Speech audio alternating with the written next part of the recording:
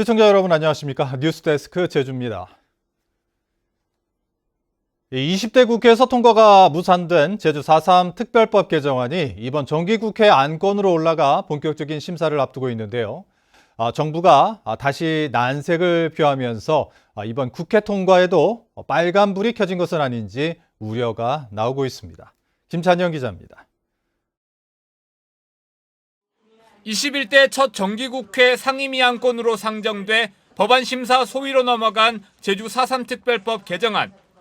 민주당 오영훈 의원과 국민의힘 이명수 의원이 각각 대표 발의한 개정안은 추가 진상조사와 희생자 보상, 군사재판 무효화 등을 골자로 하고 있습니다.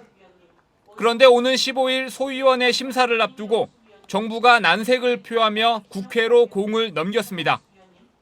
행정안전부는 정부 차원의 추가 진상조사에 대해 추가 의혹 제기가 없어 필요성이 크지 않고 희생자 보상금 지급은 4.3만이 아니라 과거사 사건 전반에 대한 통일 기준을 정한 포괄입법이 기본 입장이지만 개별법 추진 여부는 4.3의 역사적 중요성과 희생 규모 등을 고려해 입법 정책적으로 결정할 사안이라는 겁니다.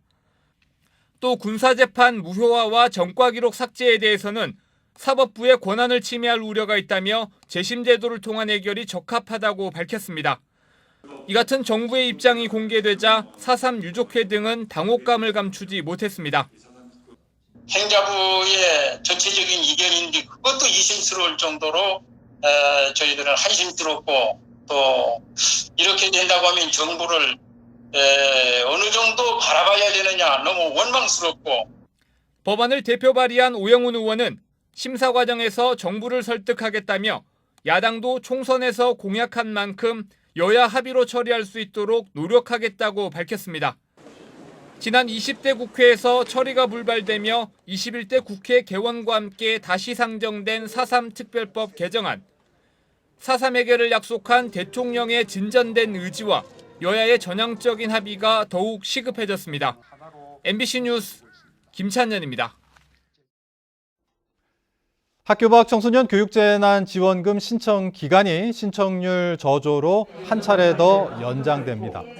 제주도는 당초 지난달 말 종료 예정이었던 교육재난지원금 신청 기간을 오늘까지 3주 연장했지만 신청 대상자 2천여 명 가운데 3분의 1가량인 600여 명만 신청해 오는 18일까지 마감을 한 주 더 미룬다고 밝혔습니다.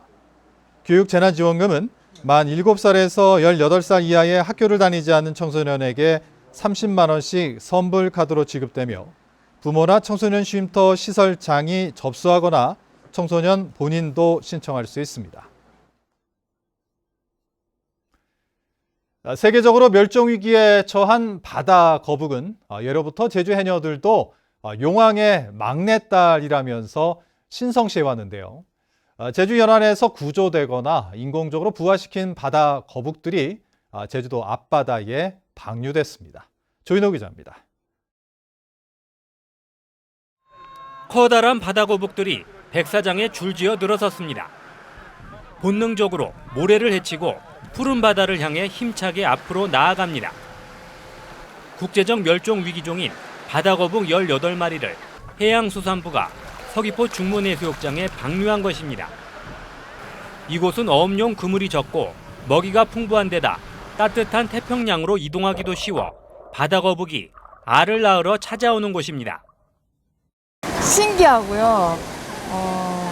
얘네들도 아마 죽을 때까지 이런 경험 못 할 것 같아가지고 되게 소중한 또 좋은 기억인 것 같아요. 이번에 방류된 바다 거북 가운데 2마리는 지난해 제주시 구자읍에서 구조돼 치료를 받아왔습니다. 특히 16마리는 전남 여수의 수족관에서 국내 최초로 인공적으로 부화시킨 뒤 2년에서 3년 정도 키우면서 자연 적응력을 높여왔습니다. 바다거북 3마리에는 인공위성 위치 추적 장치가 부착돼 이동 경로를 파악하고 생태 연구에 활용됩니다. 우리 바다에서 어떻게 살고 있는지 또 대부분 열대, 아열대 해역까지 서식 범위가 넓다고 하는데 어디까지 얘네들이 회유를 하는지 그 과학자들이 추적을 하고 있고요. 바다거북은 등껍질이 보석으로 거래되고 개발로 산란지가 줄어든 데다 해양 쓰레기를 먹고 죽는 바람에 심각한 멸종 위기에 처했습니다. 이에 따라 해양수산부는 2017년부터 바다거북 116마리를 중문 앞바다에 방류해왔습니다. 예부터 해녀들의 수호신이었던 바다거북이 제주 바다를 다시 누비게 될지 주목됩니다. MBC 뉴스 조인호입니다.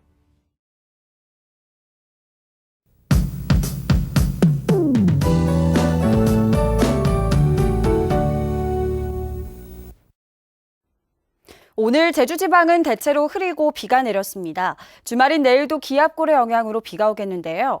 예상되는 비양은 20에서 60mm로 비는 내일 오후에는 대부분 그치겠습니다.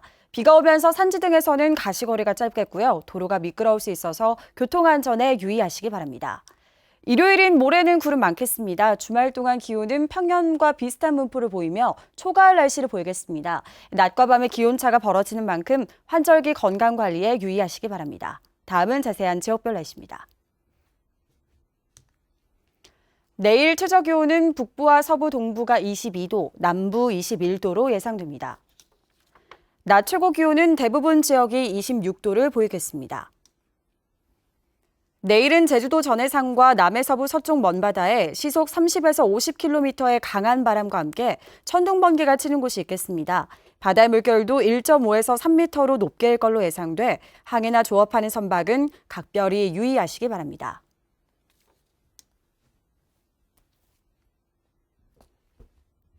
주간 날씨입니다. 다음 주에는 대체로 흐리겠고요. 금요일에는 비 소식이 있겠습니다. 날씨였습니다. 추석 연휴 동안 양지공원 일부 시설이 폐쇄되고 봉안당은 사전 예약제가 실시됩니다. 제주도는 추모객이 급증할 것으로 예상됨에 따라 지역 확산 차단을 위해 양지공원 봉안당 내 재래실과 휴게실을 폐쇄하기로 했습니다.